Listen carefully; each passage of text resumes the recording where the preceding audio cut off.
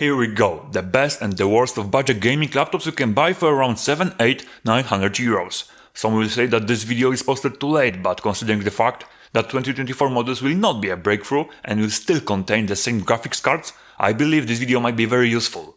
So which model performs best and which one is the least recommendable? Let's find out.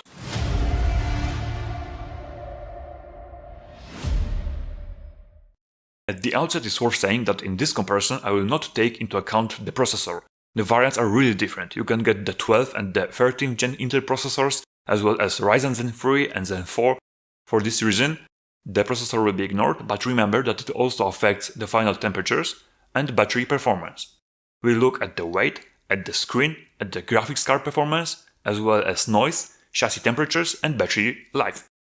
I took into account 12 budget gaming laptops, and these are Acer Nitro 16, Acer Nitro V15, Asus TUF A15, Dell G15, Gigabyte G5, HP Victus 15, Lenovo Lock with Ryzen, Lenovo Lock with Intel, Medion Eraser Crawler, MSI Cyborg 15, MSI Katana 15, MSI Fin GF63.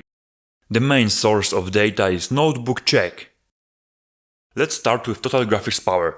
This is one of the most important values that determines the performance of a graphics card.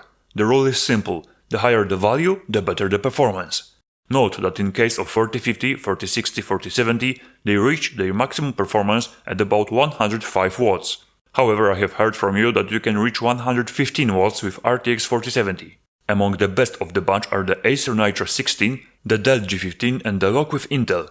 The MSI Cyborg and MSI Fin have the lowest values, that is only 45 watts. Based on several reliable tests, the RTX 4050 45 watts is about 25% weaker than the RTX 4060 140 watts. On the other hand, the RTX 4050 45 watts is about 24% weaker than the RTX 4050 140 watts. With the two mentioned values in mind, it's easy to conclude that the equivalent of the RTX 4050 140 watts is the RTX 3060 140 watts. Keep in mind that it's better to buy a laptop with a higher value. Maybe someday there will be some magic Nvidia update that will unlock their full power. There have already been vBIOS updates from manufacturers that raised total graphics power, so who knows, maybe someday. Now the screens. All of them are IPS. Most of them are equipped with a standard 50.6-inch Full HD 144Hz screen. Only the Intel-based Lock stands out with a 1440p resolution, and the Acer Nitro 16, due to its 16-inch diagonal, has a Full HD Plus and a 60:10 aspect ratio. Let's move on to the more important screen characteristics, which are brightness, color coverage and response times.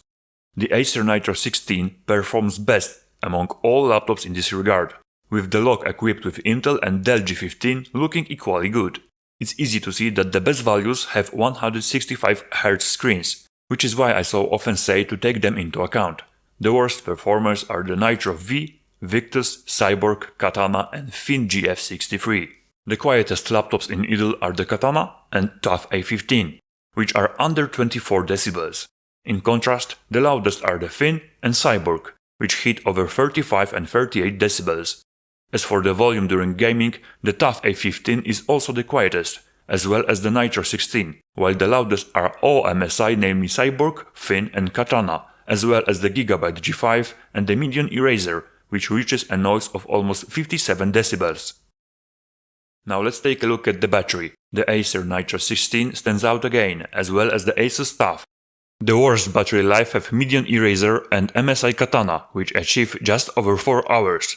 Remember that these results are achieved at 150 nits. During normal use, which is about 250, maybe 300 nits, all results will be much worse. Now the temperatures. Some people are probably familiar with the problem of a steaming chassis, making it less comfortable to use the laptop keyboard while gaming. Therefore, I decided to mention it. The hottest are the Dell G15, Gigabyte G5, Acer Nitro 16 and of course Fin, with the Dell G15 being the hottest on the top surface reaching 58 degrees Celsius. On the other hand, the Acer Nitro 16 has the hottest bottom, which hits 63 degrees Celsius. As for the Nitro 16 and the Dell G15, these two have maximum power while the fin with a power level of 45 watts hitting 54 degrees on the top side is just disgusting, but maybe at least the performance is fine, right? Let's check what the average gamer is most interested in, namely performance. The highest FPS in the Witcher 3 game is achieved by Gigabyte G5, which is understandable because it is equipped with RTX 4060 75 watts.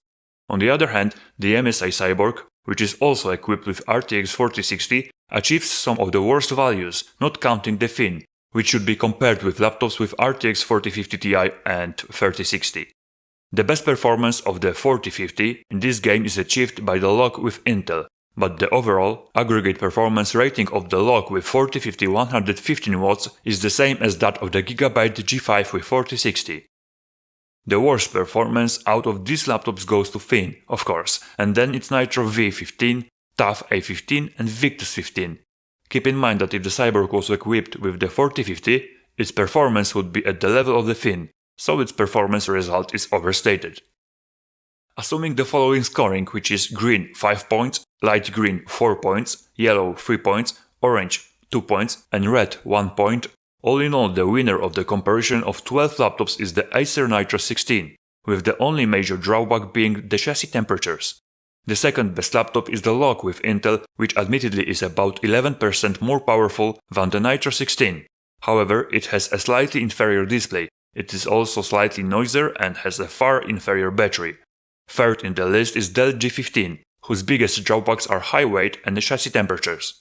The TUF A15 scored the same as the Dell G15, but its biggest advantages are its quiet performance and battery. I hope now you know why an MSI Cyborg or Fin Promo will not convince me and I will never recommend these laptops. If the Gigabyte in this list was equipped with RTX 4050, it would join these two laptops, and it's my holy trinity that should be ignored regardless of price. Remember that for some, battery life, chassis temperatures or other factors might be more important and they will be able to sacrifice a few percent of performance in exchange, for example, for longer battery life, right? It's normal. There are more such key factors, so you can compare and decide what is most important to you. You will find a link below this video to a table with all these details that were contained in this video. Feel free to join my Telegram channel and grab your dream deal.